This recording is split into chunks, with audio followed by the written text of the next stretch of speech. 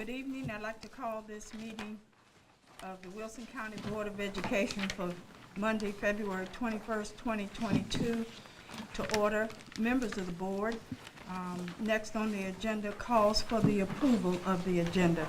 What is your pleasure? Madam Chair, Mrs. Boyette? I move that the order of the agenda be changed, specifically that item A under Administrative Services, under the action items, face coverings, I move that that be moved to after the Superintendents Report.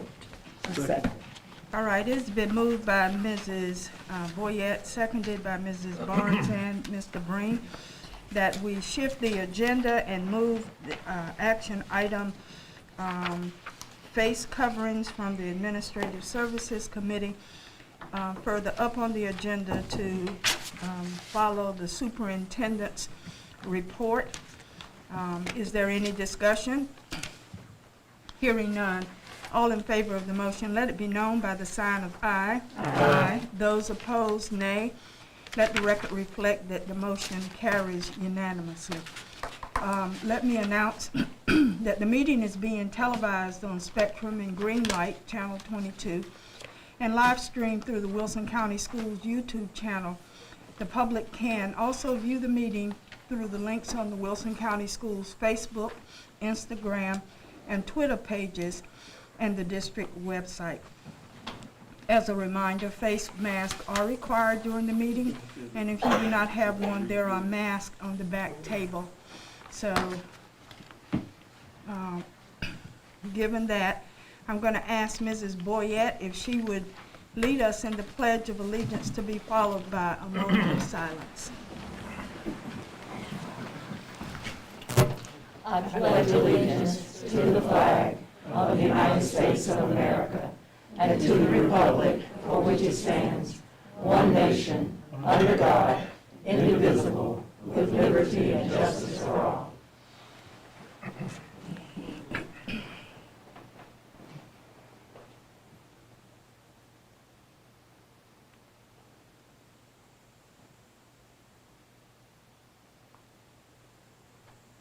Thank you. Thank you.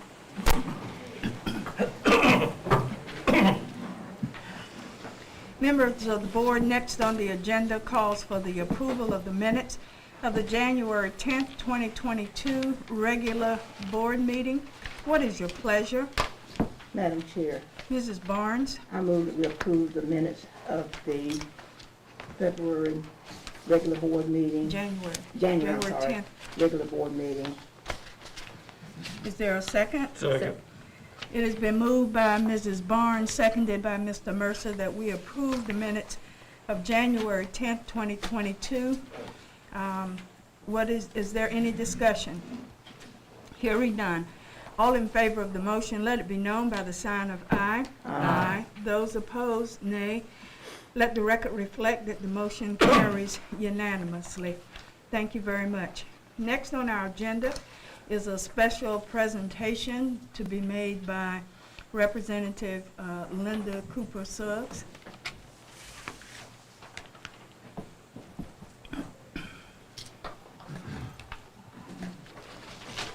Good evening, everyone. Good evening.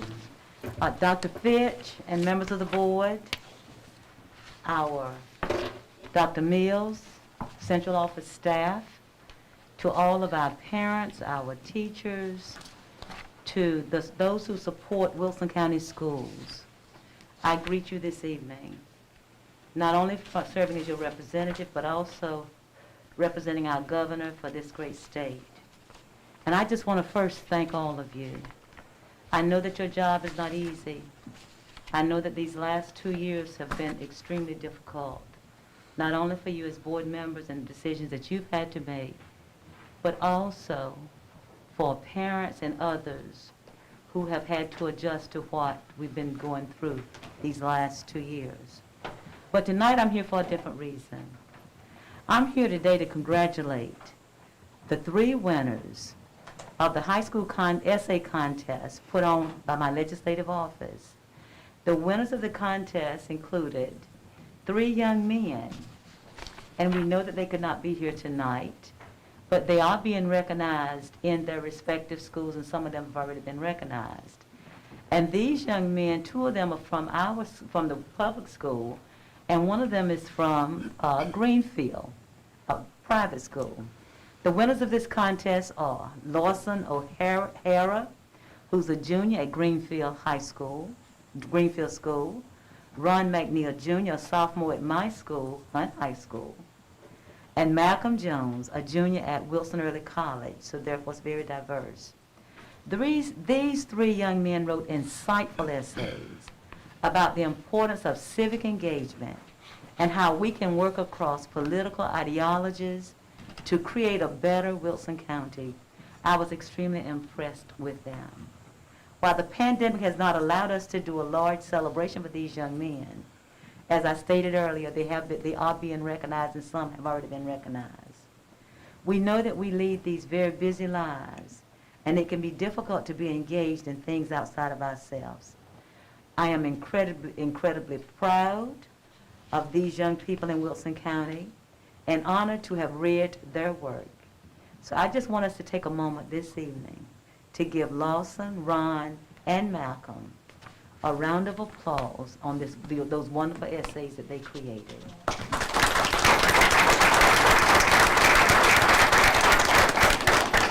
Once again, I say thank you. You have a direct line into my office, and also for all the citizens of Wilson County, whatever we need to make Wilson County a continuous better place for all of our children. And that's what's important. Thank you for the work that you do. Representative Cooper Suggs, we thank you for the interest that you have taken in our students and for the sponsorship of the essay contest on such a worthy topic. And we agree with you, and we thank these young people for their interest, for their participation, and thank you for the recognition that you have afforded them at this time. Thank you so much.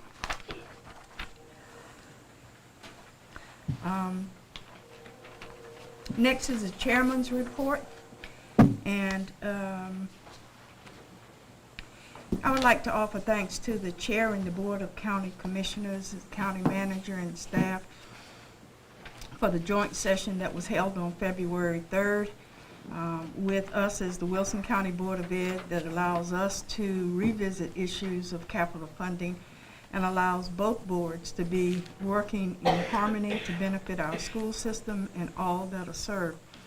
We look forward to continued harmonious working relations now and well into the future. Now, for something fun, members of the board, WEP has halted the last year or so their spelling bee, and it's coming back this year.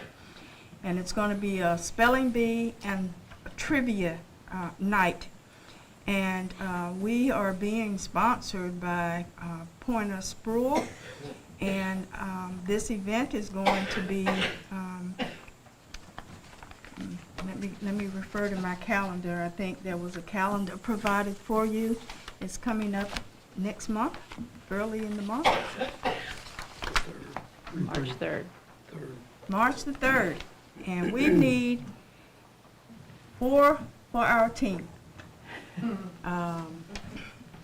I'm going to be spelling and answering trivia, and I need 3 more of you in concert with me. So please raise your hands at this point. Please let us know that you will be participating, and we thank Pointer Sproul for their support in sponsoring us. So who shall I call on to be first to be volunteered or voluntold? I volunteer. Oh, that's so wonderful, Mr. Barnes. No, I'm finished. I volunteer Mr. Breen, Mr. Boykin, and Dr. Fitch. You will make a great team because usually the ladies are out there. And Mr. Breen does not have a table himself this year. Maybe he will say yes. Oh, no, I do have a table. You really do? I've got a team sponsored. I was the first money in. Okay, we'll handle that, we'll deal with that. So that leaves one. So since you volunteered yourself and others, we'll be happy to have you join me on that evening, What evening was it again, Dr. Perry? March the 3rd, 6:30 to 8:30. 6:30, 8:30, and it's at Hunt High School. Let's not be shy, we need to move forward with the board meeting, please. Fitch, Barnes, Mercy doesn't get cut until the 7th. That's what I was thinking. join us, Mr. Boykin. You don't want me spelling with you. Yes, we But you do. can do the trivia questions. Yes, thank you so much. Been a for- good experience, Mr. Boyd. It's a wonderful time. I just need one more person. Dr. Mills, will you have a table? Oh, they've got one, they're competing against us. Mrs. Boyette is saying she will join us, so thank you so very much, and we look forward to a wonderful evening. And I'm impressed with the enthusiasm also. Speaks volume. Speaking from the individual who's not on the list. You know, I just want others to enjoy the evening as much as I will be enjoying it. Let's spell enthusiasm. And not right now, we're gonna move forward with the meeting. Please know that another event is coming back. WEP, the Wilson Education Partnership for Years, sponsored In Harmony. In Harmony 30 is returning to the Wilson County Schools on Thursday, March 17th at 7:00 p.m. at Fike Auditorium. This is being sponsored this year not by the WEP, but by the choral directors at Bedingfield, Fike, and Hunt. Tickets are $10 per adult, $5 per student or child, K-12. And it's always a wonderful evening of song and performance featuring our own students. So please make sure, Mr. Linden in the back has some tickets available. So members of the board, please make sure that you make contact with Mr. Linden either tonight or in the next few days to make purchase of your ticket to support this very worthwhile event. And the community is very welcome to come and join in that event. And that concludes the chairman's report. Dr. Mills, Superintendent's Report. Madam Chair, board members, since our last regular board meeting, we've had quite a lot going on. We've experienced inclement weather with the actual snow word that actually showed up for a change. We've had our 100th day of school on February 3rd. We've celebrated Bus Driver Appreciation Week, School Resource Officer Day, and School Counseling Week. Our early colleges have accepted applications for the incoming freshman class. Our high school students are registering for their fall courses. We've had a scary incident involving a spate bus where the investigation is ongoing, and the board had a joint meeting with the county commissioners to discuss facility planning. So we've had all that plus lots of family engagement events on topics from preparing for IEP annual reviews, preparing for high school, providing assistance to students. There's tons of work going on in our classrooms, and our students and staff are working hard. This is a tough time of year. From here on, things just really roll even faster. And so I'm looking forward to seeing the speed continue on and getting this year done, but it will not slow down from here. Next thing you know, it'll be spring break. Next thing you know, it'll be graduation. So keep an eye on your calendars. It's going to go really fast from here. We had a really special visitor come to our school system today, visited Watt, and that was Eugenia Floyd, the North Carolina Teacher of the Year. She came out and had a chance to visit with our current Teacher of the Year, Karen Carlos, and also speak with students and the staff. As part of her position, she serves as an advisor on the State Board of Education.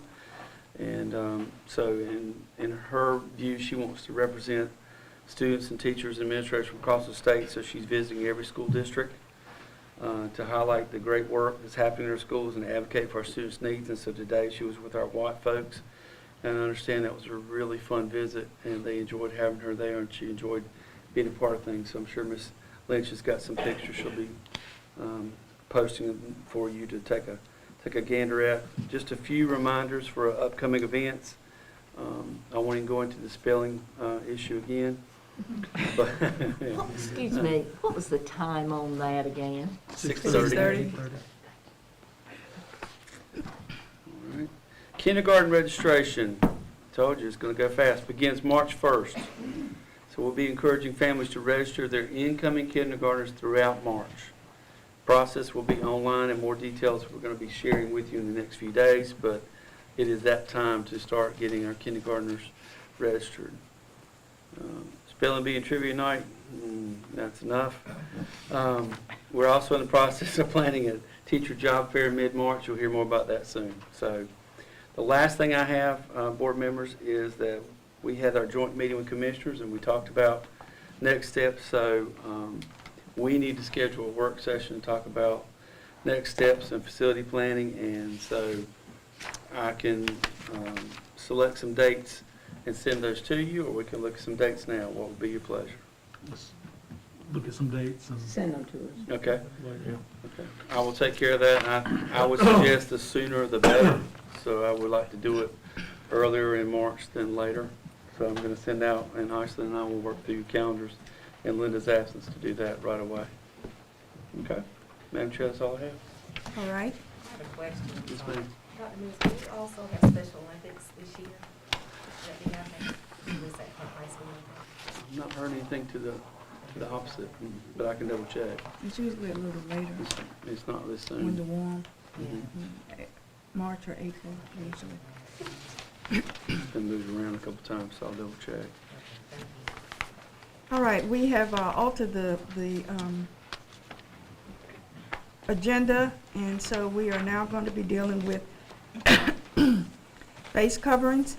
Mr. Mercer? Yes, I think ma'am. this was a part of Administrative Services Committee.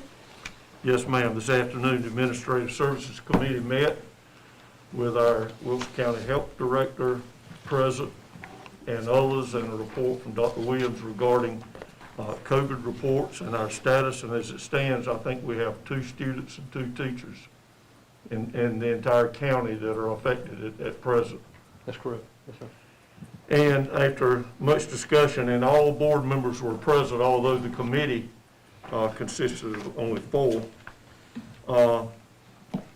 at the end of the discussion, it was recommended, and I'm fixing to make a motion in that regard. Does anybody have anything they want to say before I do that? Okay. On behalf of Administrative Services Committee, I move the full board approve the resolution that makes masks optional in Wilson County beginning tomorrow, February the 2nd, 2022. Second.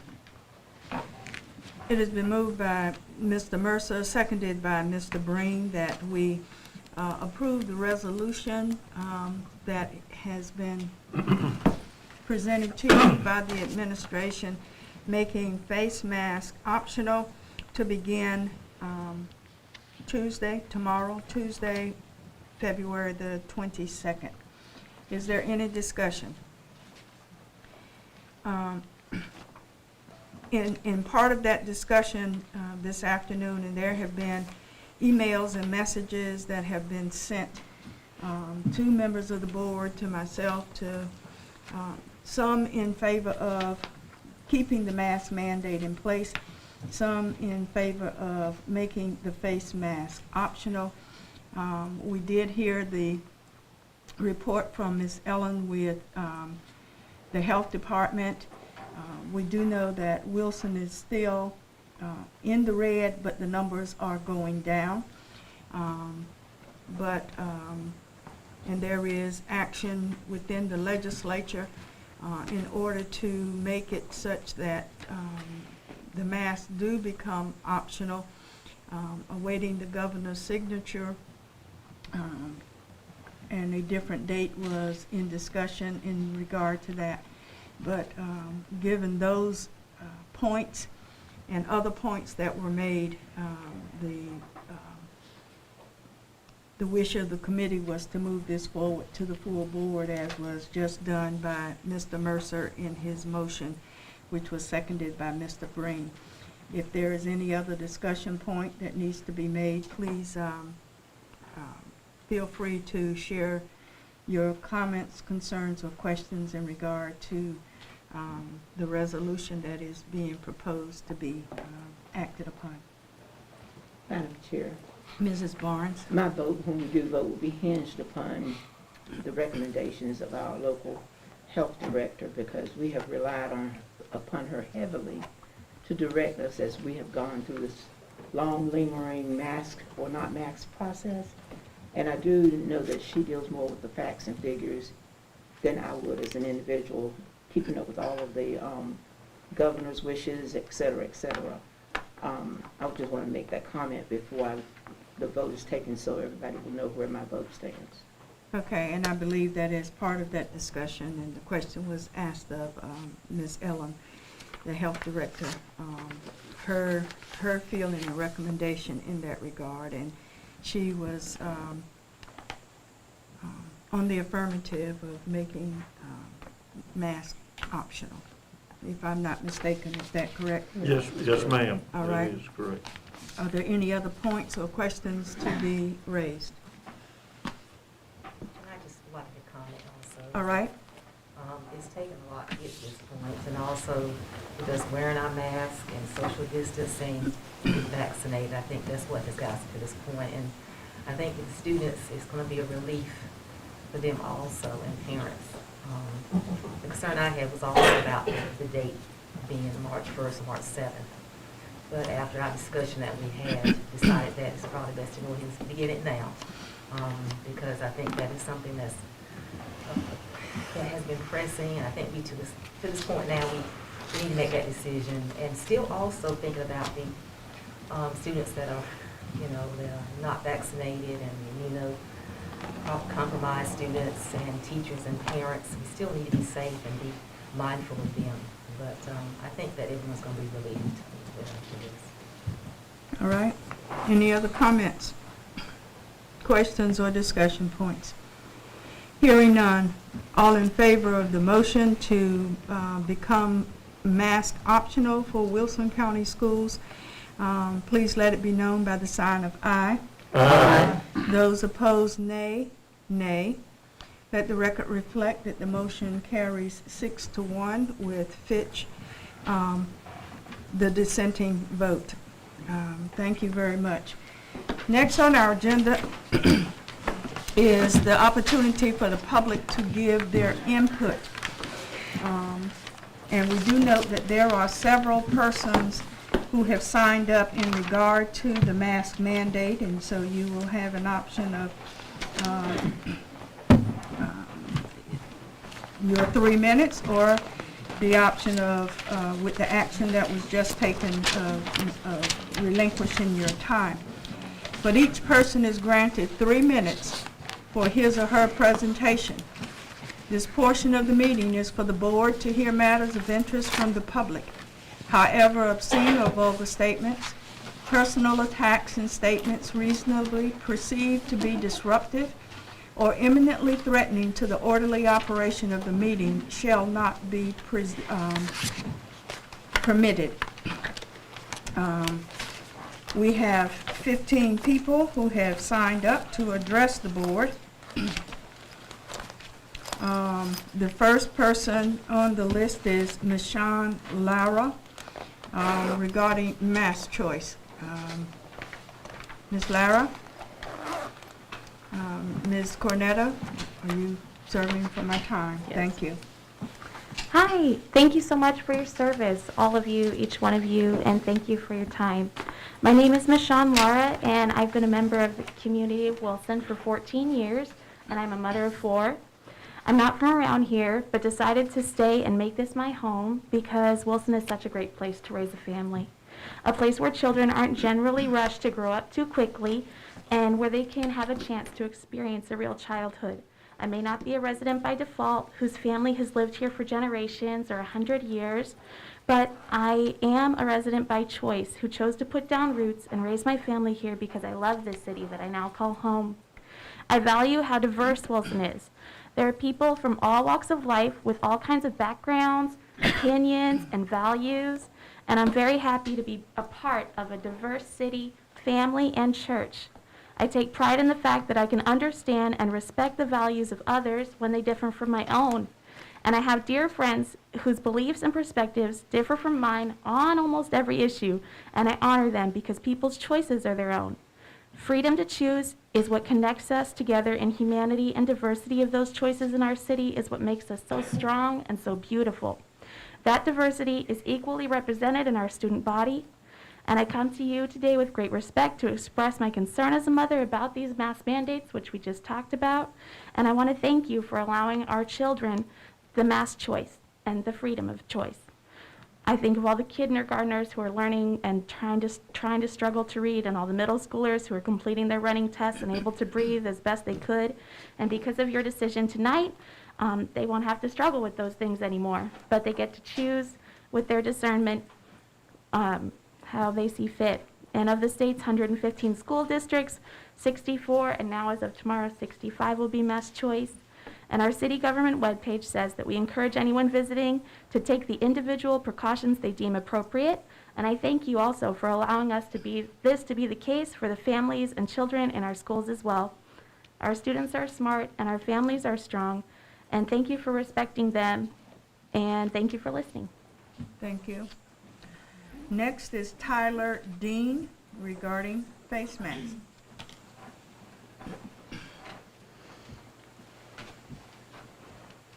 Good evening. Good evening. Good evening. As mentioned, my name is Tyler Dean, and man, did y'all steal my thunder.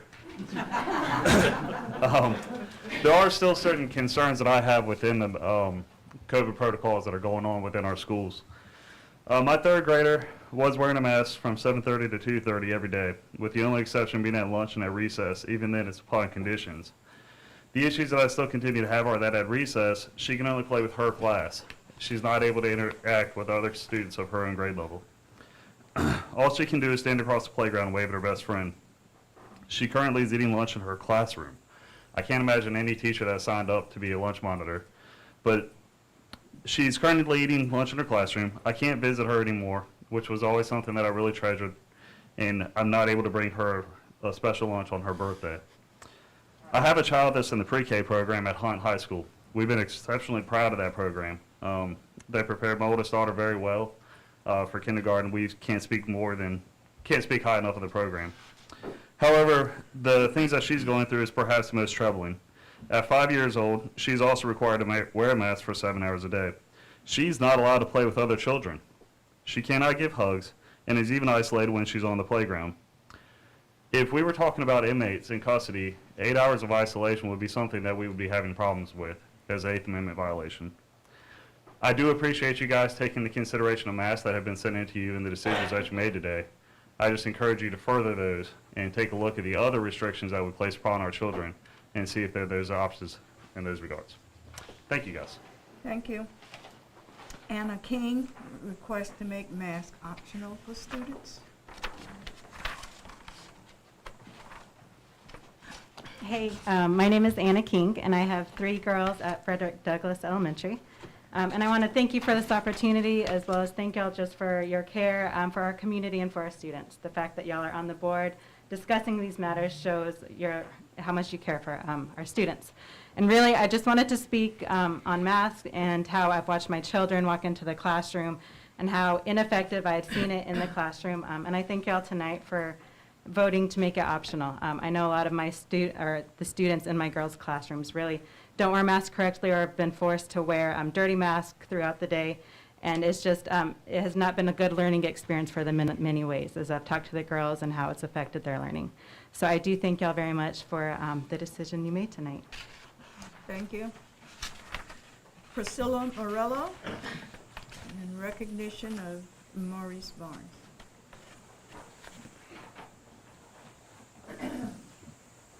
Thank you. Good evening, school board members and Wilson County School leadership and those who are gathered here. I am Priscilla Morello, and I serve on the Gentlemen's Agreement Advisory Board, a community group committed to supporting the Gentlemen's Agreement initiative here in Wilson County Schools. I was in a group called Living the Word with Reverend Mr. Maurice Barnes in 2015, just about the same time the gentleman's agreement was being formed in the 3 area high schools. Mr. Barnes has served as the GA coordinator for the past 7 years. That original Living the Word group soon formed the GA Advisory Board. And we're pleased to hear from Mr. Barnes about the dreams he had for this program. And we are looking forward to meeting this week with Dr. Mills about the GA program. There are those of us here tonight who come to honor a man who has given his time, his energy, his vision, and his passion to establishing and undergirding a program that is making a difference in the lives of African American youth. What started with high school students is now established in some of our middle and elementary schools, as well as a group of young women who are named Her Pride. To hear the Reverend Barnes speak about the GA program is to realize that he sees his role as one who is passing on a legacy. He knows the impact of having strong mentors and caring adults in one's life. He experienced that for himself, and it propelled him forward to make a difference in the lives of others. Reverend Barnes, you have touched hundreds of students' lives as you've worked in the Wilson County school system, and we are thankful for your service. We are especially indebted to you for the way you have guided Gentlemen's Agreement program for the last 7 years. This type of program has enabled the entire community to wrap itself around these young men with opportunities for them to grow, to develop, and to see new possibilities. And it is the entire community who benefits. It is true that this program has transformed the lives of many young men, and it's the type of transformation that will be evidenced for years to come as they in turn reach out and give their time and talents to those who follow them. It is a vision worth honoring, and tonight we want to recognize Reverend Maurice Barnes and honor his vision and steadfast love for all the young men and women in the Gentlemen's Agreement program. Thank you. Thank you.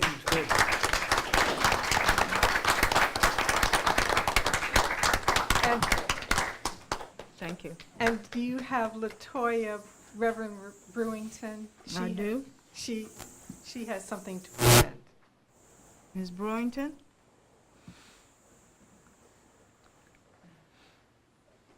Good evening Good to all of evening. you. I had the privilege in 2016 of being introduced to Dr. Maurice Barnes without an understanding that just a few years later in 2020, I would have an opportunity to engage him on a more personal level during forums that my church would be hosting, addressing issues that we saw happening in our country. As a result of this, I had the opportunity to begin to engage with other entities in the community who have like mind and missions. And as a result of that, I have come to work with and to learn from Dr. Maurice Barnes, and I am most grateful for that opportunity.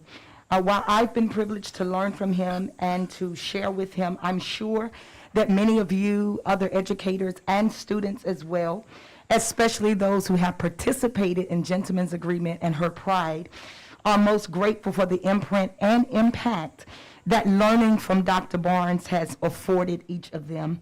I have the honor this evening and the privilege to present a plaque to Dr. Maurice Barnes, just to honor and thank him for the impact that he has made on the lives of many of the students in the Wilson County schools, that which he's impacted with other educators, and how he's impacted many of our students at large as well as our community. And so with the board's approval, I would like to present to H. Maurice Barnes in gratitude for faithful service to the students of Wilson County Schools, and especially for the vision and wisdom you have brought to the Gentlemen's Agreement program. You've made a difference in the lives of many students, and for that, we are grateful. And this is presented to you on this day, February the 21st, 2022, by the Gentlemen's Agreement Advisory Board. We want to celebrate him during his retirement, and we wish him all of the best over these years. My personal hope and prayer for him is that the years ahead of him will be as enriched as the years that have already passed. Thank you, Dr. Barnes.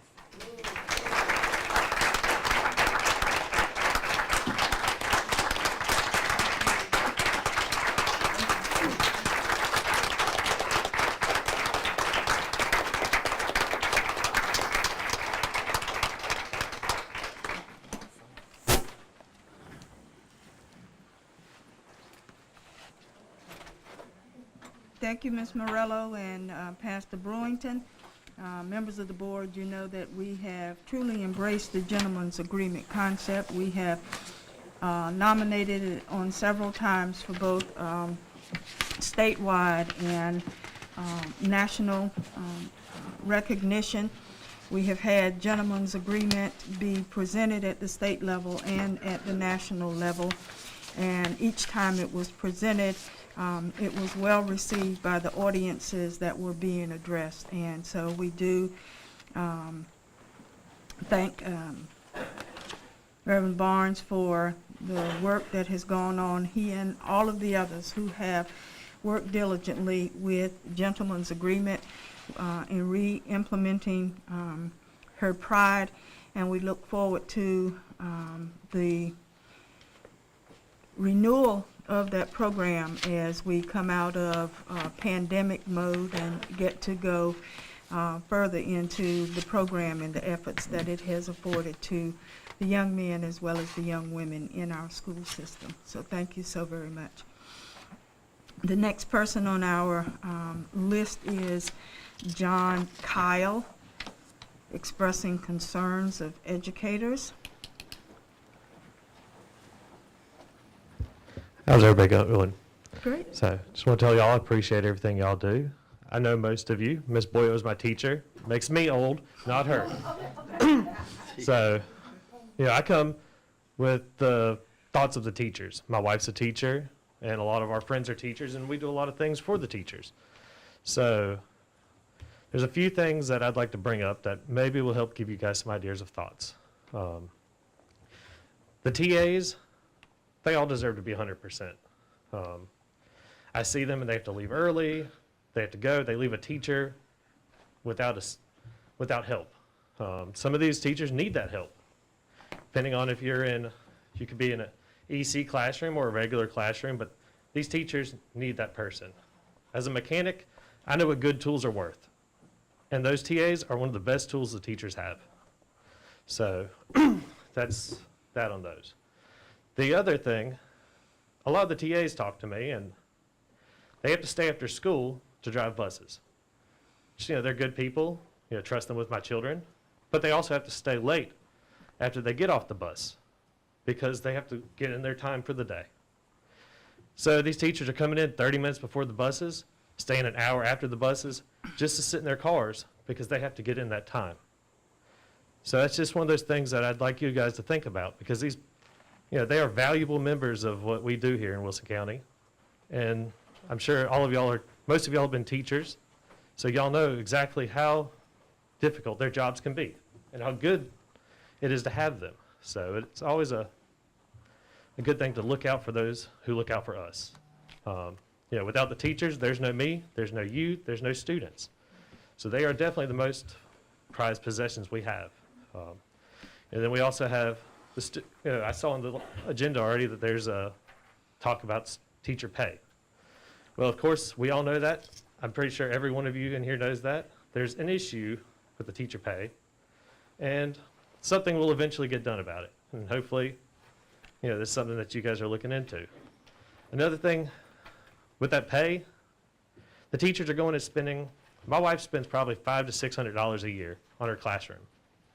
I spend a whole lot more on her classroom just because the teacher's pay isn't substantial to have to pay for these kids' book bags, these kids' supplies.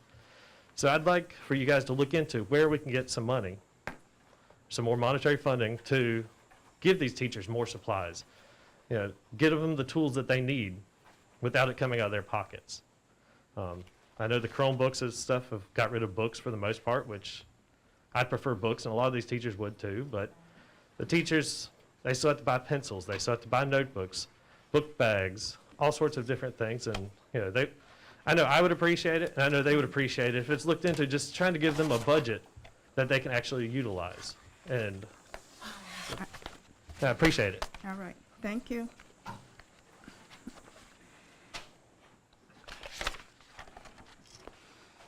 Vanessa Aguilar, Language Justice.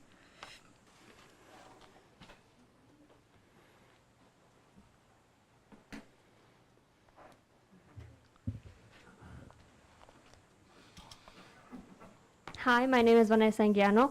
I attended the BOE meeting on December 13 of 2021. I spoke to you all about Wilson County Schools' use of child interpreters.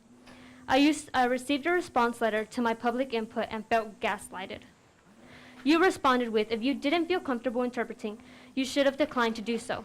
That if I was feeling abused, I should have spoken up sooner. That is victim blaming. I reject your response. I reject your inability to take responsibility for your actions and, in turn, trying to make me feel as if it was my fault for not speaking up sooner. Your response seems pathetic and performative. I doubt you actually care enough to consider how this affected me. If I weren't here telling you my story to hold you accountable, you would have never stopped to think about the fact that child interpretation is illegal. I deserve an apology. You are people in power. You are the adult in your room, and your half-hearted response to my lived experience makes you look so disconnected. So why are you here? What stakes do you have to be here? Are any of your children in Wilson County schools? How in tune are you with what happens at these schools? If you are so far removed from the people you seek to serve, maybe you should reconsider your positions. Step down and make room for people with relevant lived experience, people with personal ties to Wilson County schools. So as embarrassing as it might be for Wilson County schools, you need our input. You need us to tell you about our experiences. Although you can never truly understand what it is to be bilingual and bicultural, you at least should do everything you can to learn how to address these inequalities that Spanish-speaking families face. Yes, some students enjoy helping their classmates out, but that shouldn't be your only resource. Don't sugarcoat trauma with growth and resilience. That is dishonorable and comes from a place of privilege. Yes, I have overcome these disadvantages I was put through, but I should have never gone through these disadvantages. It wasn't my choice, it was your choice. All because you don't prioritize language justice. Don't put children in the position where they have to choose to interpret it for another student or not. Don't leave it up to children to recognize abuse and stand up for themselves. Don't abuse bilingual children anymore. Thank you.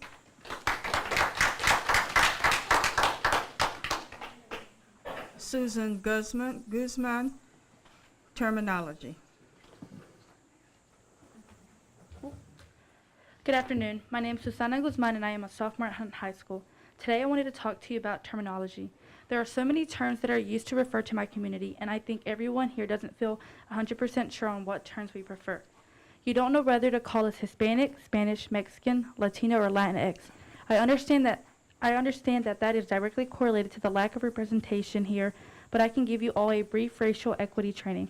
I hope this will be the catalyst for you to seek your own training for all of your staff so that they can be informed and up to date on the diverse terminology that is used to represent my community and the adequacy of each term. The most commonly used term is Hispanic. This term was adopted in the 1920s and refers to a body of people that speak Spanish. To give you perspective as to why this term is not adequate, I want you to think of all the countries that speak English. There are a total of 67 countries that have English as the official language, yet we do not call all of them English. We don't call people from South Africa English, do we? No. We only call people from England English, right? So the term Hispanic is so broad and so vague because it is an umbrella term for all the people that speak Spanish. We are not a monolith, and we are too diverse to be jumbled up together, and it erases our diverse culture and origins. Please do not call us Spanish or Latin. Those are two different languages, and it is the most incorrect way to refer to us. Mexican is a nationality. While the majority of the Latinx population in Wilson is Mexican, you cannot assume people's nationality based on the color of their skin. This term is too specific and you risk being incorrect. Let's move on to the term Latino and Latina. This term was adopted in the year 2000. It describes people that originate from Latin America. It prioritizes the geographical origin more than the language spoken by a body of people. The term is more preferable because it recognizes the cultural diversity of this community. The problem with this term is that it is very binary. Latino for males and Latina for females. So it isn't inclusive of the people that are gender non-binary and gender non-confirming. Hence the newest term, Latinx. This term became more popular in the year 2020, and the X is gender inclusive. I know this is a lot, and it can feel confusing, but we have to learn to unlearn and relearn. Education is a never-ending process.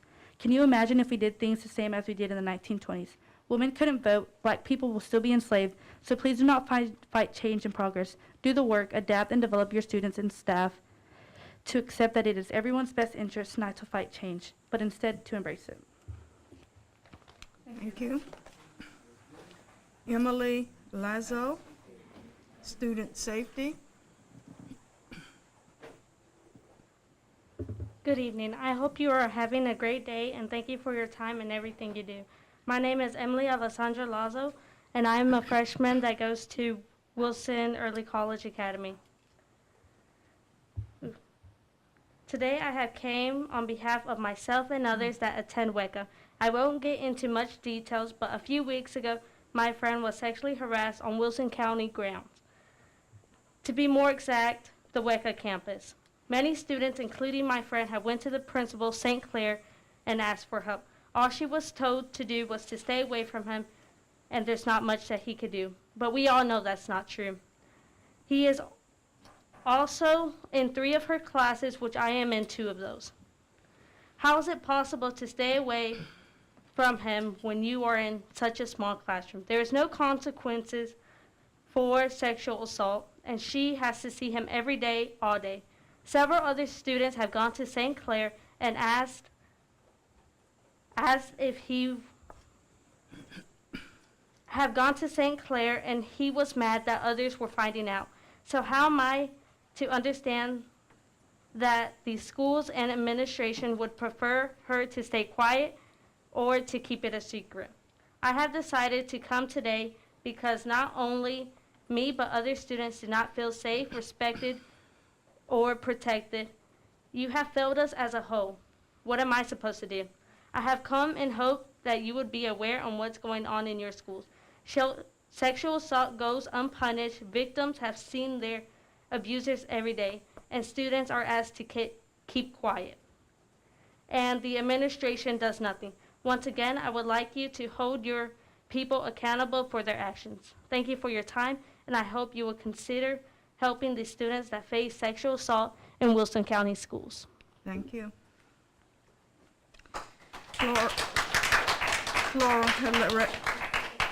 Flores Herrera Picasso, families and their needs, Spanish-speaking families and their needs. Good evening, everyone. My name is Flores Herrera Picasso, and I will give my presentation in Spanish. Este mes quisiera informarle a todos aquí que no dejaré de presentarme a estas juntas hasta que Wilson County Schools tenga los recursos necesarios para la comunidad hispanohablante. Algunos de los cambios que han pasado en el último año son los siguientes. 1. Wilson County Schools contrató de tiempo completo a la primera trabajadora social. Su nombre es Aislinn Ramírez. 2. Están buscando a un EL Parent Liaison, que sería como coordinador entre las familias que tienen hijos que son parte de EL, inglés como segundo idioma, y la directora de programas federales. 3. Parece que están pensando en asignar $85,000 a un proyecto que se llamará Language Line. Este programa sería como una línea directa para cualquier persona que necesita servicios de interpretación. Todo esto está muy bien, pero no creo que sea suficiente. Debería de haber un coordinador de familia hispanohablantes en cada escuela. Debería de haber una persona bilingüe en cada recepción de cada escuela. Definitivamente no deberían de usar el personal bilingüe como intérpretes. Eso no es parte de su trabajo. Si quieren que el personal bilingüe tengan doble la responsabilidad, entonces deberían de tener doble la compensación. Si quieren intérpretes, que los contraten de tiempo completo. Me han dado 2 razones por cuál esto no se puede hacer, por falta de fondos y falta de personas calificadas. Como persona bilingüe yo y bicultural, que fui al sistema escolar aquí en Wilson, ¿cómo quieren que sépamos hablar, leer y escribir bien en español si no nos enseñan? ¿Dónde mágicamente vamos a aprender toda la ortografía del idioma si no ofrecen estos recursos? ¿Qué piensan que nuestros padres que trabajan de sol a sol también van a tener el tiempo para ser nuestros maestros de español? Muchos hablan cosas magníficas sobre el programa de Frederick Douglass, pero saben que el 70% de los estudiantes que aprovechan este programa no son hispanohablantes nativos. ¿Por qué cuando los estudiantes toman el examen de EL, inglés como su segundo idioma, y se salen del programa porque ya son expertos en inglés, por qué no les dan enseñanza en español? ¿Cuántos jóvenes son biculturales, pero no pueden tener una conversación en español? Ya hasta es chiste, que son una generación de no sabo kids. Esto se me hace como una oportunidad desaprovechada. Lo de la falta de fondos es algo que no me creo porque Wilson County Schools acaba de recibir más de $38 millones. ¿Saben qué van a hacer con ese dinero? Van a comprar 600 pantallas de televisión y demás. Les pido que hagan preguntas y que los mantengan responsables sobre sus actos o la falta de ellos. Me dicen que tengo que tener paciencia, que el cambio no se hace rápido, pero no acepto que nuestras necesidades no sean prioridad. No acepto jugar este juego que nunca fue diseñado para incluirnos. Thank you. Thank you. Sally Jenkins, face mask mandates.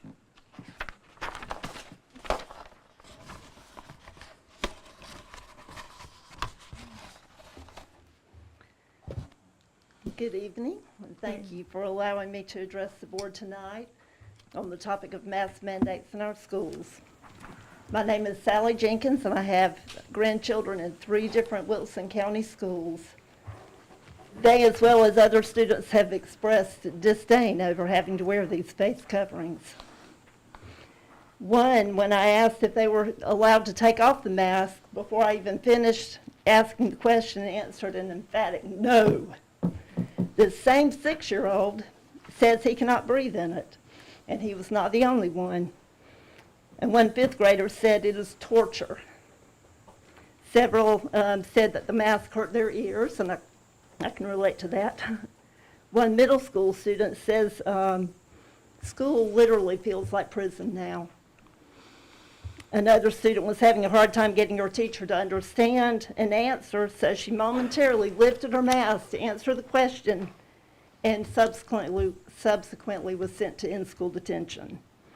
This is sad. Obviously, learning has suffered, as well as social and emotional development in all age groups.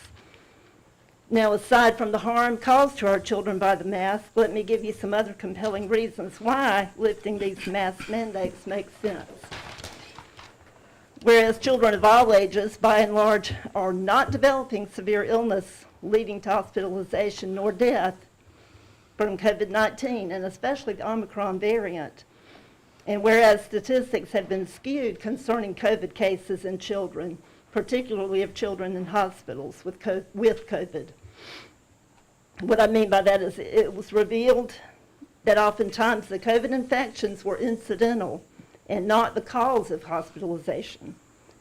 Case in point, there has been a huge uptick in RSV, respiratory syncytial virus cases, which in a typical year causes the hospitalization of some 58,000 children in the U.S. under 5 years old, and can kill 100 to 500 children a year.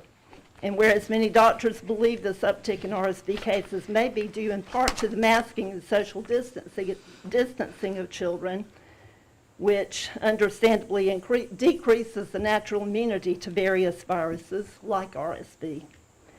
And whereas COVID-19 trends for the state of North Carolina are decreasing, lowering the risk of infection and improving hospital capacity, even a month ago, as the daily percent of cases and hospitalizations was rising, the number of patients in the ICU and on ventilators was trending down. And whereas Governor Roy Cooper and North Carolina DHHS Secretary Cody Kinsley on Friday encouraged schools and local governments to end their mask mandates. Can I say thank you for lifting the, it's too late, but thank you. No matter what the numbers are in the future and no matter what variant, if any, may emerge next. Thank you, Ms. Jenkins. Thank you, Ms. Jenkins. Thank you.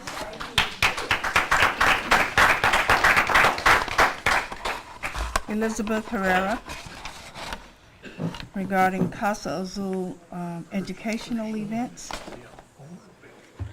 Good afternoon. My name is Elizabeth Herrera, and I'm here with Casa Azul de Wilson. I want to thank you, Wilson County Schools, for providing student names and contact information as a result of public information. We recently sent 750 mailers to all high school Latinx families in Wilson County, informing them about Casa Azul de Wilson and our free services. Casa Azul de Wilson has continued to grow tremendously by word of mouth and by allies in our community. Casa Azul de Wilson will be hosting an ACT prep session for juniors tomorrow at 5 p.m. at Wilson Community College in room G242. I also invite you to share with all your students in Wilson County High School, grades 10 and 11th grade, about the first ever bilingual county fair that Casa Azul de Wilson will be hosting in partnership with Sally B. Howard School on March 19th, 11 a.m. to 1 p.m. We will have bilingual college admission counselors from different universities and colleges. I will email the flyer to Ms. Amber Lynch and any other respective members for approval. I hope Wilson County Schools takes advantage of the resource we are trying to provide to our community. The bilingual college fair is open to all students. I believe if we all work together to get our students from Wilson out, we can make a huge impact. Sally B. Howard is thinking of the possibility of raffling a prom ticket as an incentive for our students to attend, and I think this is a great idea that Wilson County Schools could potentially explore. Another opportunity I want to bring to the attention of Wilson County Schools is that an organization named Latinx Ed and Undocu Carolina are hosting an ally training for K-12 educators. Educators can join to learn how they can become allies to students and families whose lives are affected by undocumentation. There will be 2 trainings. The first is February 26th through Zoom, and the second day is March 12th in person in Chapel Hill. The in-person training comes with lunch and a $100 stipend. The priority deadline for federal application for federal student aid is March 1st. As of February 2nd, 2022, James B. Hunt High School has a completion rate of 40%, Pike High School has a completion rate of 38%, and Bedingfield High School has a completion rate of 39%. As you hear these numbers, I hope we realize there's a lot of work yet to be done, a lot of interactions to be had, and a lot of persistence with our students. I am more than happy to brainstorm some last-minute ideas for outreach and FAFSA completions in the months of March through May so that our seniors are aware that they have multiple options after graduation. It is critical that we are innovative and explore different ideas to help our students choose the route they want to take with the knowledge that college is not only a 4-year university. Thank you so much. Thank you. McKenna Barnes regarding face masks. Hello, I'm McKenna Barnes from Springfield Middle School. Thank you for your decision to make masks optional. Me and many other students greatly appreciate it. I had a speech prepared, but I would just like to say thank you and have a good night. Thank you. Greta Spate. Hello. Face mask. Hello, my name is Greta Spate. I'm a student from Springfield Middle School. Thank you so much for choosing masks to be optional. I did have a speech for y'all tonight, but since y'all have made this decision, I would just like to say thank you. Good night. Thank you. Trevor Moore, face mask. Thank you. Good evening, everyone. I am a student from Springfield Middle School, and I just want to say thank you for your decision on optional masks. I also had a speech prepared, but that was not going to be needed for tonight. Thank you again, and I hope you'll have a good rest of your night. Thank you very much. Members of the board, what is your pleasure in regard to responses to the speakers? You may direct the chairman to respond to the concern on behalf of the board, direct the administration to respond to the concern, refer the matter to a board committee, refer the matter to the administration, or place the matter of concern on the agenda for a future meeting. What is your pleasure? Madam Chair. Mrs. Boyette.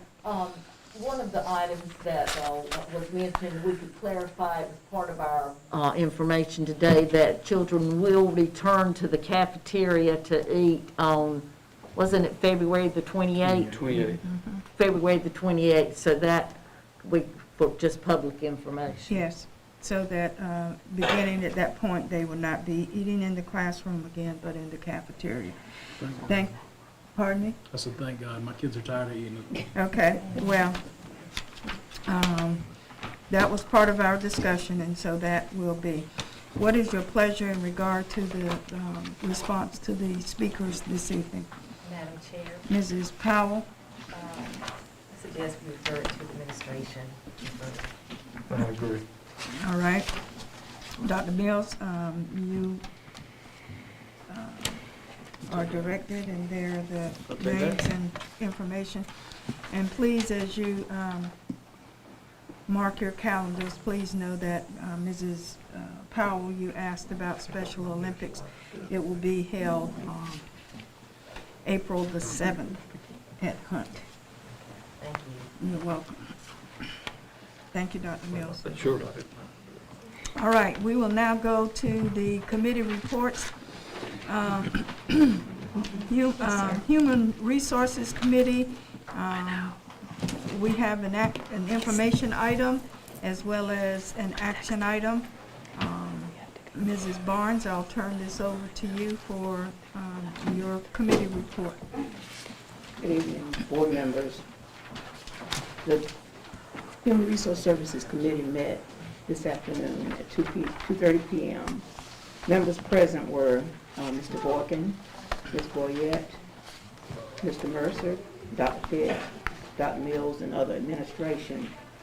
We did have one information item as well as two action items, and one will be held in closed session. The first information item was concerning HB 75 Part 5, which is the School Mental Health Support Personnel Report, and it includes individuals or personnel such as school psychologists, social workers, nurses, and guidance counselors. And this, after much discussion concerning the numbers that we have, the question was asked, did we have access to contracted services? And the question was, yes, we do, or are able to do some contracted services for some of those positions. And the information was provided to you in your board packet, so you can go back and read the numbers for yourself. The first of the, or the only action committee agenda item was to look at the substitute pay proposal. And the first thing that we did was look at the last year's or substitute pay, and then we looked at the proposed substitute teacher pay. And the Human Resources Committee, after hearing information on the proposed pay increase for substitutes, we are recommended approval of the proposed $100 per day for non-certified substitutes and $140 per day for certified substitutes to the full board. The state budget increased the substitute pay for non-certified from $81 to $98 per day effective January 1st. And it was moved from $103 to $105 per day for certified substitutes. The HR Services Committee also directed the administration to prepare for the March board meeting a proposal that would pay certified substitutes with an active license teaching in their area their daily rate of pay.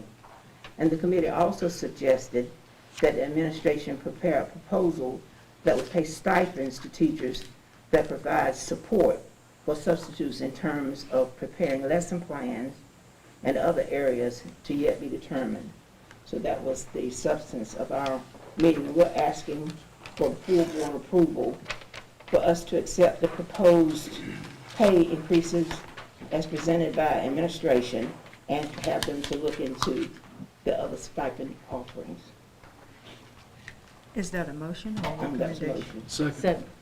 It has been moved and properly seconded that the board approve the administration's substitute pay proposal. Is there any discussion? Hearing none, all in favor of the motion, let it be known by the sign of aye. Aye. Those opposed, nay.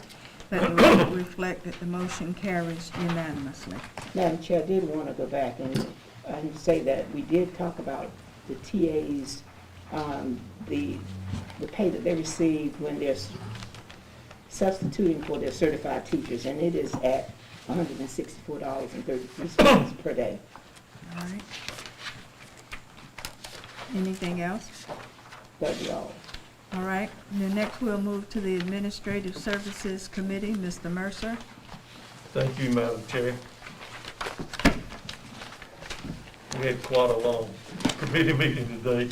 Dr. Williams, if you'll help me, we have really, there's only 5 information items that we're going to cover because one will be spoken to in the action items. But the first one being elementary and secondary emergency relief ESSER funds overview. Yes, sir. In that portion of the Administrative Services Committee, we discussed the ESSER funds that are available that we have been using to include what projects, and we discussed the chart by which it's been denoted on, and the doing some changes or updates on the chart just to reflect some more common language. So we had discussion about that during our committee meeting today. And I think one of the things, because there's deadlines to spend that money or Yes, sir. utilize that money. Yes, sir. And it was being managed by possibly taking SR2s and that would apply 2-to-1s to make sure we make full use of them. Yes, sir, that's correct. So any carryover has already been carried over to the year, this current year. Yes, sir. And we currently have plans to spend the money with the carryover, so there will not be carryover for next year. Okay. Thank you very much. So that there would not be carryover, it would not be a loss of funds due Correct. to not having encumbered them for this particular year. Yes, ma'am. All right. And that information was provided not only for this year, for last year, but for this year and the following year, because we have funds that carry us through September 30th, 2024, correct? Yes, ma'am. All right. Any questions, comments? Okay, our second information item was Bedingfield High School track construction updates.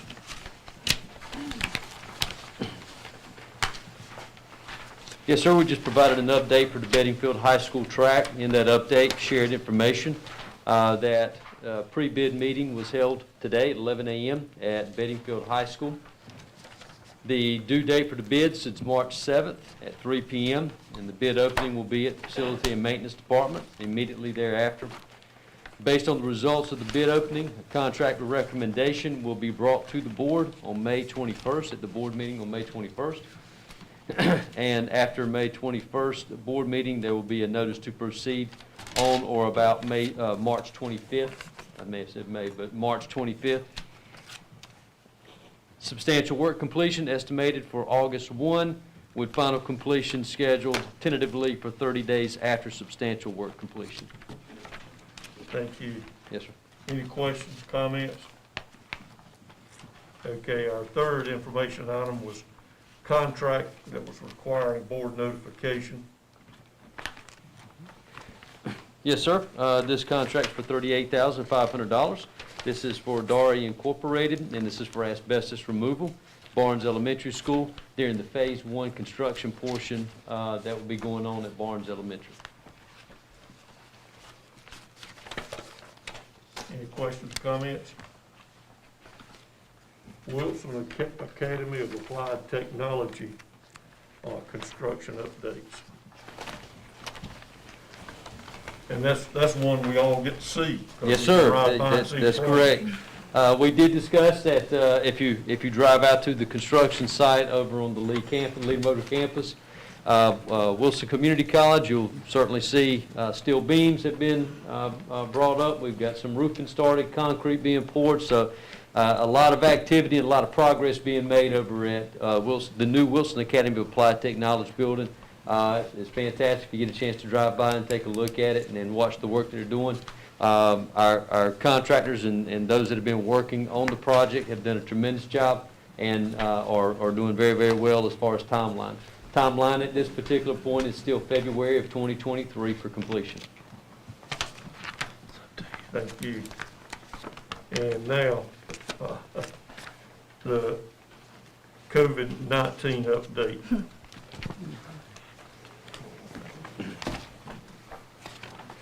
Yes, sir. For the update, I just drew some attention to a couple of key components. Current data on our dashboard, we have active cases, active positive cases, 2 staff members and 2 students. We had some discussion about the Wilson County data from our health director, who answered some questions at the time during that particular section. I think most notable was the average cases per day in the last 7 days was 15, which was down from 148 last month when we met, and some of our percentage rates.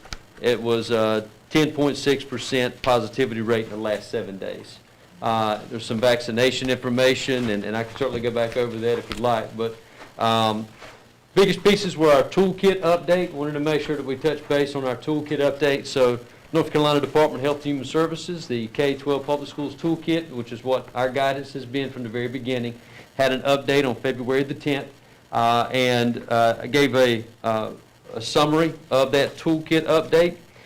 In that summary, the first part of that was that individual contact tracing and exclusion from school after an identified exposure, regardless of location of exposure, is no longer recommended, effective today, February the 21st.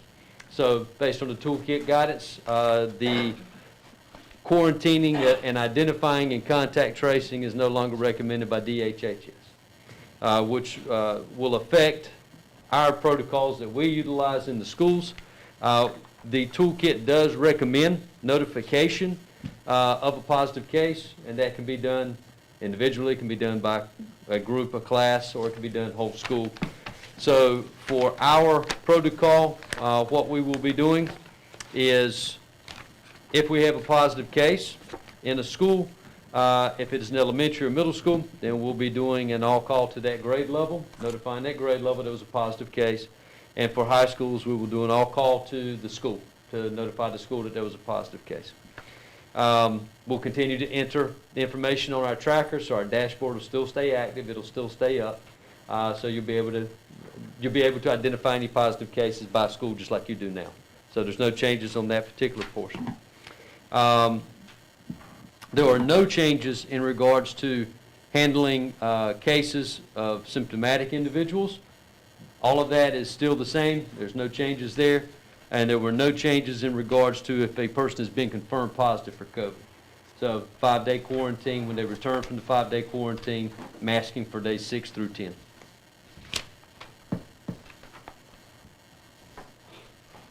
Okay, any comments or questions? Yes, ma'am. Help me clarify this. When we lift our mask mandate or made mask optional beginning tomorrow, that is for pre-K through early college. That is everyone. So all facilities. All The only facilities. exception right now is Okay, so we're clarifying transportation. that. And I had another one. The questions that one of the parents addressed about students staying in pods. There would be no point in doing that either. Okay, so all of that will be at the teacher or These are all at the school level. conversations we're going to have with principals and get that out, and just give us a little bit of time to share that, much like what we've done with the cafeteria. But if there's no masking and no quarantining and those protocols have changed, those are also going to be part of the conversation. Thank you. It wouldn't make sense. Good. I think that's putting in plain English so even I can understand it. Yeah. And one other thing, Mr. Mercer, you pointed out that we've had some questions. Mr. Borkin and Ms. Powell both questions about how we were using our ESSER funds.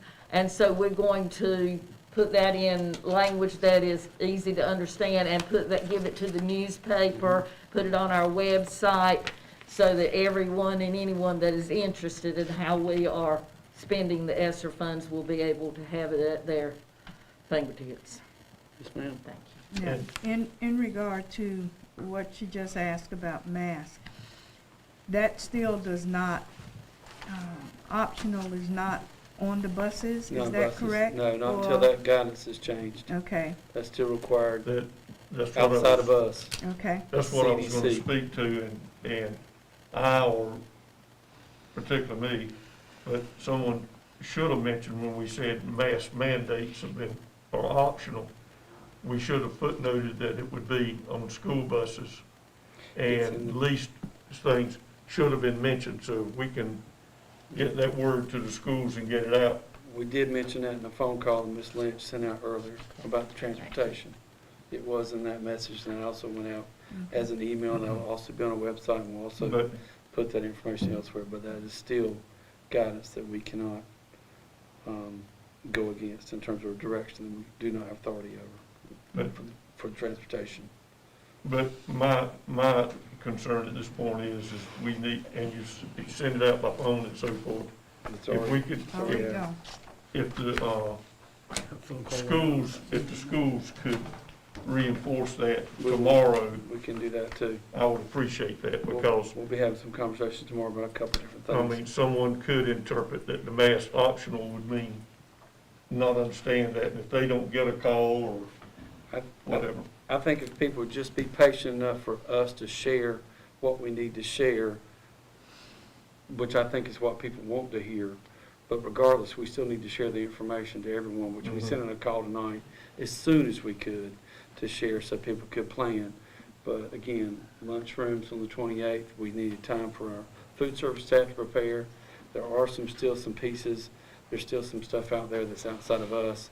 But I think our folks do a really good job at the school level of getting the information out. So, I mean, I do too. you know, all this is just the growing pains of another transition for the most part, which I think what we hear from people tonight, at least, and others, is that things they wanted to go to. So, I'm just more disappointed in me not thinking to mention that, because it is on TV and it is addressing the people that seem to have the concern about it. So if we could get the word out, I would personally. we'll get it out again and then put some other things out as well too. So Thank you. I think there'll have to be multiple messages. Mr. Mercer, I Yes. just want to publicly thank Amber Lynch, our public relations director, I'll call her, because she is so good about getting the message out to parents. I saw her walk out and I knew that she was going to get it out there for us. And she does it in such a timely fashion that when I get home, I'm reading it. So she just needs to be commended for that. Really Can't appreciate wait to it. listen to my Yeah, voice you- now. I can't think of many cases when she don't help you when she has an opportunity. That's right. I'm just glad she makes us weather calls. It's so important. Everyone knows the voice of Amber. She gets credit for all the good stuff. And that's good. No, with that call's going out tonight, we'll continue to send that information. Just let us get, we're getting in the meeting for a while, so we'll get some more information out tomorrow. Can I add one comment to that also? I was talking to a parent, they didn't say Wilson County Schools, so they said Amber Lynch called and said. As soon as they hear Amber's voice, the school's usually out or something else. Yeah. Good about that. The voice of the, Yes. Voice of the angels. Yeah. I will get that for them. All I'm right. just trying not to get stabbed. Okay, let's get back. Okay, any other comments, questions in regard to those issues? All right, Mr. Mercer? Yes, You yes, have ma'am. some action items? Now, our first action items on our list here was covered earlier in the meeting. Yes, sir. So we go to the second one is the staff incentive pay from Wilson County Schools ESSER 2 funds. Can you help me? Yes, sir. For the staff incentive pay for Wilson County Schools ESSER 2 funds, due to the ECF, which is Emergency Connectivity Funds, cover the cost of some devices and purchases. ESSER 2 Funds Administration would like to repurpose a portion of ESSER 2 funds to pay all current full-time staff a one-time incentive pay of $1,250. School nutrition staff would receive $650 bonus. With this finding, they will receive $600 bonus from PRC 174. So they're already getting $600 for the PRC 174. So they'll get an additional $650 to be $1,250, which is what we would be requesting from the board for tonight. And this was all represented in a chart that we had put out to our staff about new pay information. There were a lot of changes that came with the new budget bill, so we broke it down into different categories and by employee category to hopefully make it a little more understandable. And this was in conjunction with what you all had brought to us at a previous meeting, correct? Yes, ma'am. And so those dates for those one-time bonuses were contingent upon persons either being employed by a certain date or in our employ at the time that the payments are to be made. Is that correct? Yes, ma'am. Specifically in ones with supplement adjustments. So that in the area of supplement adjustments, those who were employed by March 1st of this year, so or will be hired by March 1st of this year. Okay. The other bonuses, those would have been current staff members at the time. So those would have been ones that were current staff members at that time. Okay. And they were certainly all different based upon the different employment categories. Right. Okay. It's also important to note that this one-time bonus that the board's has asked about and is voting on was due in large part for us to be able to reallocate funds that we saved from connectivity funds that allowed us to reapportion some funds from the ESSER to offset that. So again, those funds are still being used, but that was another way, as we mentioned earlier, that those funds are kind of modular in that sense. So connectivity funds have anything to do with broadband availability? No, it was a separate pot, but it was, but it actually were savings we got with some other, a grant and some other things. So again, that was due to some moves that allowed us to do that. So okay. I didn't want people to think that some of those things mean something's not being done that was scheduled to be done. It was good fortune as well. Yes, sir. The $1,250, is that inclusive of like our TAs that are 87.5% and 67%? Make sure Dr. Parker corrects me, but those are full-time staff, correct? Yes, sir. Any other questions, comments? In that case, Madam Chair, yes, sir. on behalf of Administrative Services Committee, I move the full board approve the pay incentive plan paid for Wilson County Schools ESSER 2 funds be approved as recommended by administration. Second. It has been moved by Mr. Mercer, seconded by Mr. Breen, that the board approve the staff incentive pay from Wilson County Schools ESSER 2 funds. Is there any further discussion? Hearing none, all in favor of the motion, let it be known by the sign of aye. Aye. Those opposed, nay. Let the record reflect that the motion carries unanimously. Mr. Mercer? Okay, our next action item is request for approval to request funding from the Wilson County Board of Commissioners. No, excuse me. Yes. That's right. That is the next one. I thought we'd skip one. Wilson County Board of Commissioners and request qualifications for architect for high school auditorium renovations, high school science lab renovations, security vestibule construction at Pike High School and Nunn High School. Is that a motion? No. You went to the second one first, but we can do that one. Right. Let's go ahead and do it. You can go ahead and do that one. You come back to Like I said, I thought I was skipping one. It's okay. They both got to be done. That's what you get for listening to Dr. Mills. Yes, that's number 4 and stuff. I just said he was reading it correctly. Okay. So was that a motion? No, it was not. Okay. It was just reading the but now I can make it a motion very easily. He was reading D. I know, I skipped 3 and went to 4, okay. or D. D4. Stop. If there's any discussion or question about that, hearing none. That's not you. You want to try that again, Mr. Mercer? Well, I asked was the, not because of a motion, I'm fixing to make a motion. Okay. You confusing me. Just go. I'm sorry. Please just go. I'm trying. On behalf of Administrative Service Committee, I move the full board approve administration to complete the needs-based public. Wrong. Now, back to the wrong, just a minute, I get to the right one right here, just hold on a Take your minute. time, sir. That was the right one. That was the one I should have been on in the beginning, Yeah. Ms. Moore. But not for the motion. Okay. On behalf of the Administrative Service Committee, I move the full board approve administration's request that requests funding from the Wilkes County Board of Commissioners, request qualifications for architect, high school auditorium renovations, high school science lab renovations, security vestibule constructions for Pike High and Hunt High Schools. Second.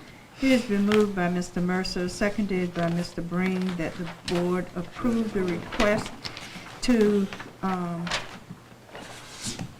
ask for funding from the Wilson County Board of Commissioners and request for qualifications for architect for high school auditorium renovations, high school science lab renovations, and security vestibule construction for Fike High School and Hunt High School. Is there any discussion? Hearing none, all in favor of the motion, let it be known by the sign of aye. Aye. Those opposed, nay. Let the record reflect that the motion carries unanimously. Mr. Mercer? Now I'm going to the one I skipped, which is in regards to Frederick Douglass Elementary School and the needs-based public school capital fund grant. All right. Any questions or discussion? Maybe we could just tell the people that are listening a little bit about what that's for. Mainly that we're trying to get the funding. So Trying to get the funding replace through a the- grant where we would get $3 for one, and I think the most we can get on that is 30 million. Because we're a tier 1 county. And to do that, we could put up 10 million and get 30 additional, which would be $40 million for the construction of a new facility at Frederick Douglass in Elm City. And this was as a result of our joint meeting with the County Board of Commissioners along with ourselves, that this discussion came about, and their desire to have us to look at that, as Frederick Douglass is one of our older schools within the system. Any comments or discussion? Hearing none, on behalf of the Administrative Services Committee, I move the full board approve administration's request to complete the needs-based public school capital fund grant application and request for qualifications, architect for Frederick Douglass Elementary School construction. Second. It has been moved by Mr. Mercer, seconded by Mrs. Powell, that the full board approve the request to complete the needs-based public school capital fund grant application and to request for qualifications for architects for Frederick Douglass Elementary School construction. Is there any further discussion? Hearing none, all in favor of the motion, let it be known by the sign of aye. Aye. Those opposed, nay. Let the record reflect that the motion carries unanimously. Mr. Mercer? Yes, ma'am. Now, contracts requiring board approval. It was requested to approve the contracts for the renovations at Barnes Elementary School and renovation for Leewood Elementary School and gymnasium. Any discussion or? Hearing none, on behalf of the Administrative Service Committee, I move the full board approve the contracts with H.M. Kern Corporation for the renovations at Barnes Elementary and Leewood Elementary. Second. It has been moved by Mr. Mercer, seconded by Mr. Breen, that the board approve the contracts requiring approval for construction at Barnes and Lee Woodard. Is there any discussion? Hearing none, all in favor of the motion, let it be known by the sign of aye. Aye. Those opposed, nay. Let the record reflect that the motion carries unanimously. Mr. Mercer. Yes, ma'am. Lucama High School State 1A Baseball Championship sign has been requested that the sign be put up at no expense to the school system and to acknowledge their championships, State 1A Baseball Championships at Lucama. Any discussion or comments? For the record, that is not at any cost to the system. It was donated by the folks involved with it. It's all been approved, and it's similar to the one that was put up at Rock Ridge by that group, and we're in support of that. All right. Okay, Madam Chair. Yes. On behalf of Administrative Service Committee, I move the full board approve the Lucama High School State 1A Baseball Championship sign to be placed at Lucama Elementary School. Second. It has been moved by Mr. Mercer, seconded by Mr. Borkin and Mrs. Boyette, that the board approve the Lucama High School State 1A Basketball Championship sign to be placed at Lucama Elementary at no cost to the board. Is there any discussion? Hearing none, all in favor of the motion, let it be known by the sign of aye. Aye. Those opposed, nay. Let the record reflect that the motion carries unanimously. Mr. Mercer. Yes, ma'am. Our, this was the 2021-2022 contract for the annual financial audit. And the contract has been being with Anderson Smith and White, and they've been proved to be very efficient and good at their job. So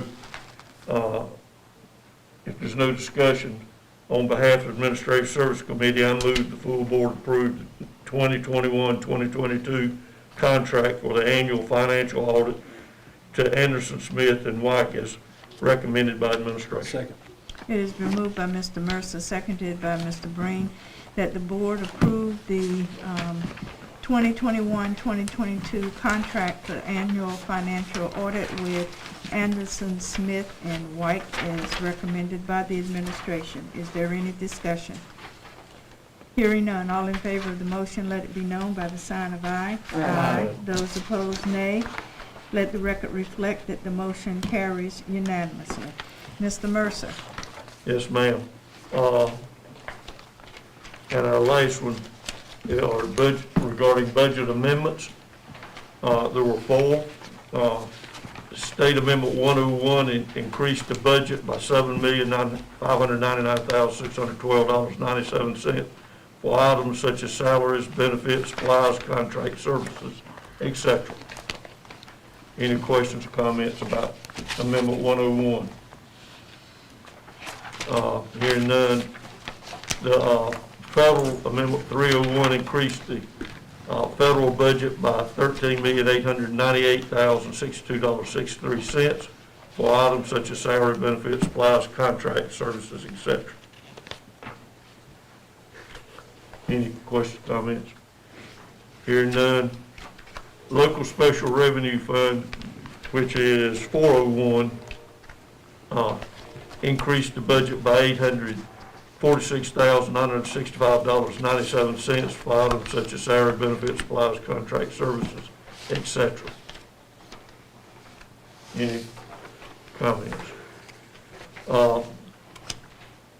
Budget Amendment 801, capital outlay, increased the budget by $194,549 for make annual payment on the leases for yellow buses purchased in 2018-19 and 2019-20 and 2020-21.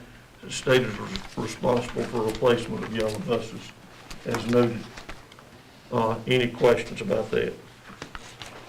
Okay, on behalf of the Administrative Service Committee, I move the full board approve budget amendments 101, 301, 401, and 801 as recommended by administration. It has been moved by Mr. Mercer, seconded by Mrs. Barnes and Mr. Breen, that the full board approved budget amendments 101 State Public School Fund, 301 Federal Funds, 401 Capital Outlay Funds, and 801 Local Special Revenue Fund. Is there any discussion? Yes. Who did I say? Ms. Barnes. I apologize, Ms. Powell. Thank you. The second was made by Mrs. Powell and Mr. Breen. Thank you so much. If there are not any questions, all in favor of the motion, let it be known by the sign of aye. Aye. Those opposed, nay. Let the record reflect that the motion carries unanimously. That completes my report, Madam Chair. Thank you. This afternoon, the Instructional Services Committee met, and we had several informational items and then various action items. The first of the informational items had to do with the summer learning overview. Please know that there are 5 programs that are presented to us in regard to the summer learning opportunities for the students. Those 5 opportunities have to deal with proficiency, with Read to Achieve, Summer Bridge,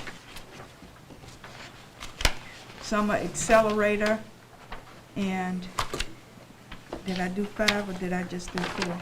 Proficiency program. And proficiency. Thank you. In your packet, you have the dates of operation for those. Those will begin in June. The proficiency will be while the students are in school and our teachers are still employed. It will run on June 6th through the 9th, with there being dates for remediation and as well as testing.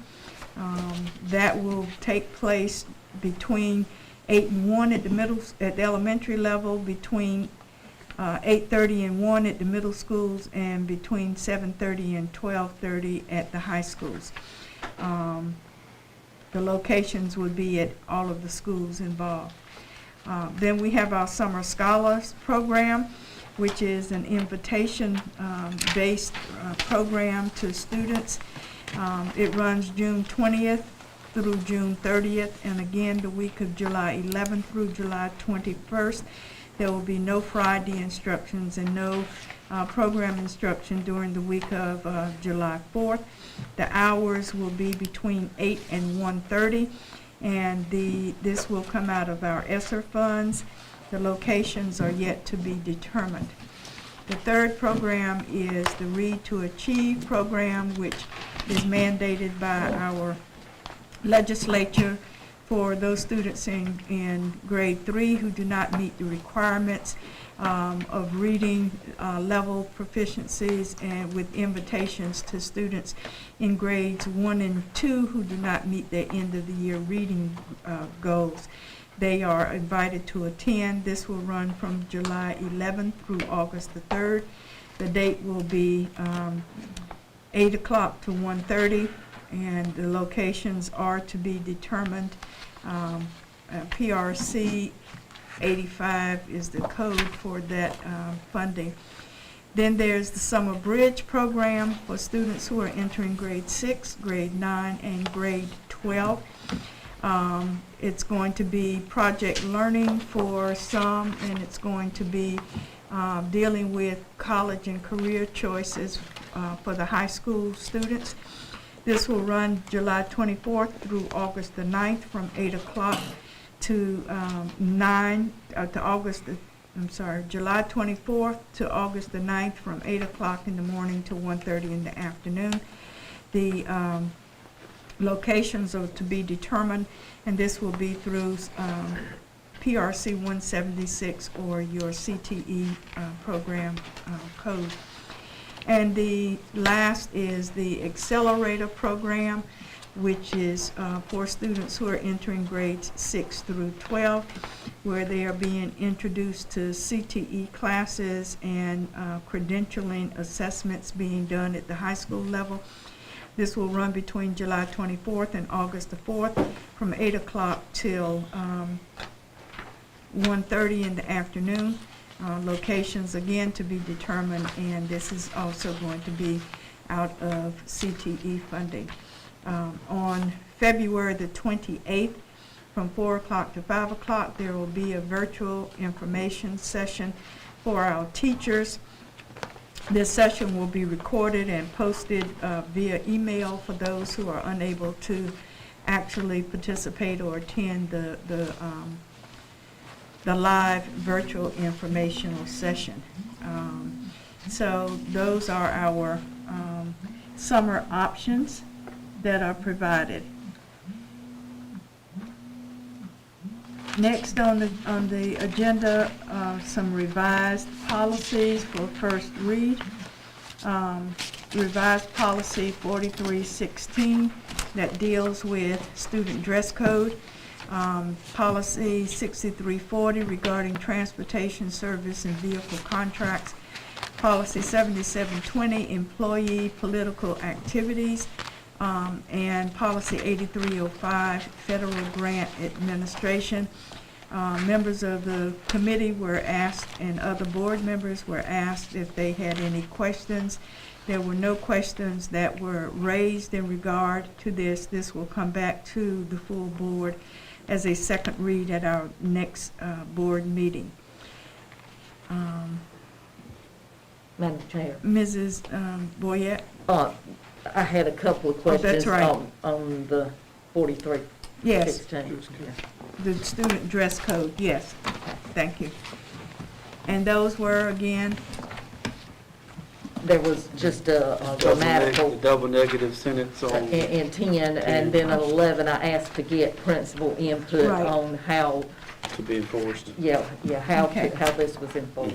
Okay, and since this was a first read, the administration will make the editorial change or correction that deals with the double negative that were there, and we'll seek the Number 11. feedback on item 11 from the administrators. Yes, ma'am. All right. Then we had a revised administrative regulation on student promotion and accountability standards, and a draft administrative reg for policy 7635, a return to work program. Those were information only as presented to us, and then there were the action items. So, Mr. Mercer, I'm going to turn the meeting over to you so Yes, that ma'am. I can handle the motions for these action items, if that is Yes, okay. ma'am. All right, the first is a revision of the 2021-2022 traditional calendar.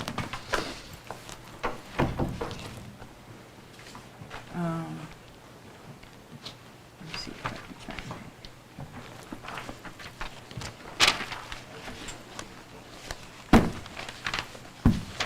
that. Mr. Linden, if you want to address these particular changes,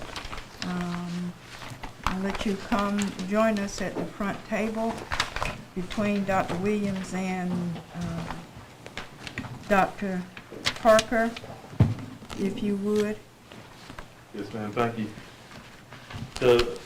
We were closed to our students on 2 days due to inclement weather. January 21st was a Friday, and then on Monday, January 24th. The recommendation is to convert the 24th, we'll take it from the 21st, convert the 21st into an annual leave day. We are limited by calendar law in the number of annual leave days that we can actually offer during the school year. So what we're recommending to do is we originally had June the 10th as an annual leave day, but to move June the 10th annual leave day up to January 21st. That leaves June the 10th now as an optional work day.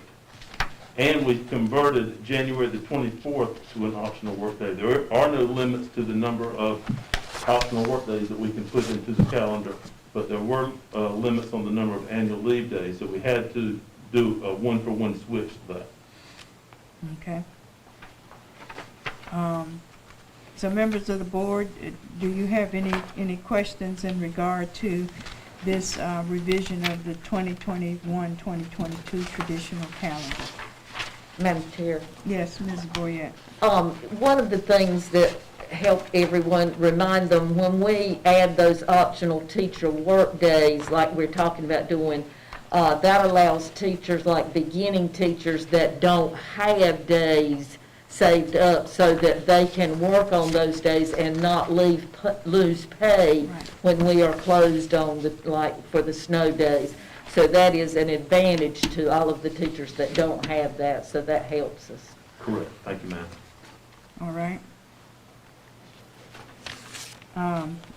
If there are no questions, Mr. Vice Chair, Yes, ma'am. on behalf of the Instructional Services Committee, I move that the full board approve the revised traditional calendar for the 2021-2022 year. Second. It's been moved and properly seconded that the full board approve the revised traditional calendar for 2021-2022 as presented.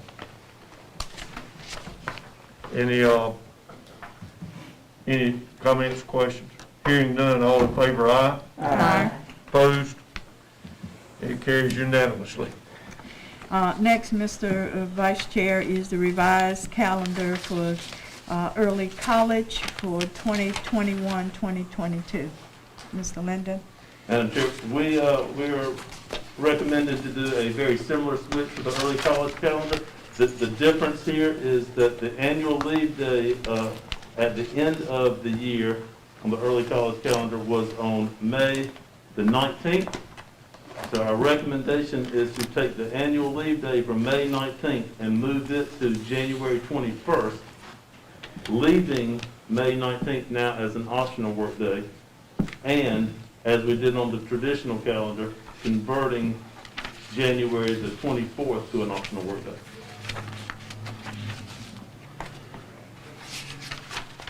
Without any questions, Mr. Vice Chair. Yes, I ma'am. move on behalf of the Instructional Services Committee to approve the early college revised calendar for 2021-2022. Second. It's been moved and properly seconded that the full board approve the revision of the 2021-2022 early college calendar as presented. Any further questions or comments? Hearing none, all in favor, aye? Aye. Opposed, like sign. It carries unanimously. Next, Mr. Vice Chair, is the proposed calendar for 2022-2023, the traditional calendar. And as we left it the last time and when this was discussed, there were two options that were presented in regard to consideration for the traditional calendar. We surveyed teachers and families, and option A gave a completion of the first semester at the break for the Christmas holiday. Option B took this first semester into the January calendar with the semester being completed after we returned from the Christmas holiday. The feedback 2-1 was in favor of option A for the traditional calendar, with the first semester being completed when school is released for the Christmas holiday.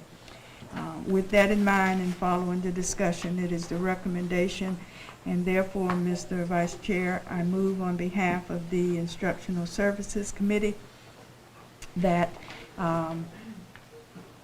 option A for the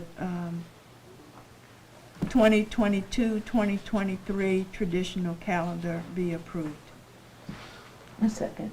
It's been moved and properly seconded. The full board approve the option A of the proposed 2022-2023 traditional calendar as presented. Any further questions or comments? Hearing none, all in favor, aye. Aye. All opposed, like sign. It carries unanimously. Next is the early college calendar for 2022-2023 being proposed by the administration. And after consultation with the community college, where our early colleges are housed and our students attend, it is the recommendation that the proposed 2022-2023 early college calendar as presented by the administration be approved.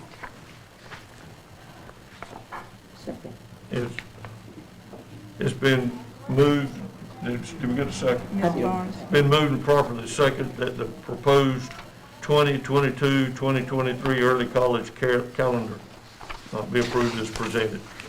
Any further questions, comments? All in favor, aye. Aye. All opposed, like sign. It carries unanimously. Thank you. The next on our agenda was a contract requiring board approval for instructional services. Members of the board, we are looking to implement a drone program, and therefore we need to have drones provided and certification for our staff to be able to for professional development so that they can earn the drone certification to be able to teach. We are proposing that 9-10 drones be approved for a contract of $93,863.83, so that we can begin that exploration and make it so that our students are able to use drone technology, and as that is one of the moving arenas for instruction and would serve our students well.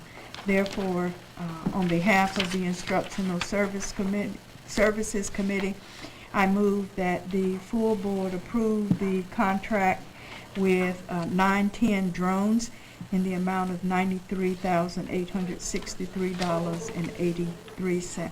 Second. It's been moved properly seconded that full board approve contract with 9-10 drones for the amount of $93,863.83 as recommended. Any further discussion or questions? Hearing none, all in favor, aye. Aye. All opposed, like sign. It carries unanimously. Thank you.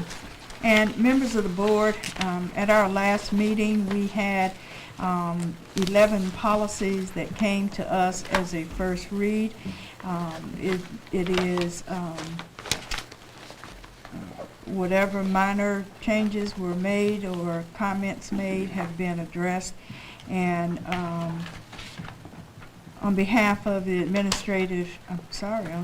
on behalf of the Instructional Services Committee, I move that the full board approve revised policies 3420 student promotion and accountability, 4700 student records, 4720 survey of students, 5022 registered sex offenders, 6320 use of student transportation services, 7100 recruitment and selection of personnel, 7130 licensure, 7340 employee dress and appearance, 7530 military leave, 8310 annual independent audit, and 9000 planning to address facility needs, all as a second read.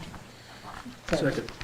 It's been moved and properly seconded that full board approve revised policy 3420 student promotion accountability, policy 7400 student records, policy 4720 survey of students, policy 5022 registered sex offenders, policy 6320 use of student transportation services, policy 7100 recruitment and selection of personnel, policy 7130 licensure, policy 7340 employee dress and appearance, policy 7530 military leave, policy 8310 annual independent audit, and policy 9000 planning to address facility needs, all as second reads.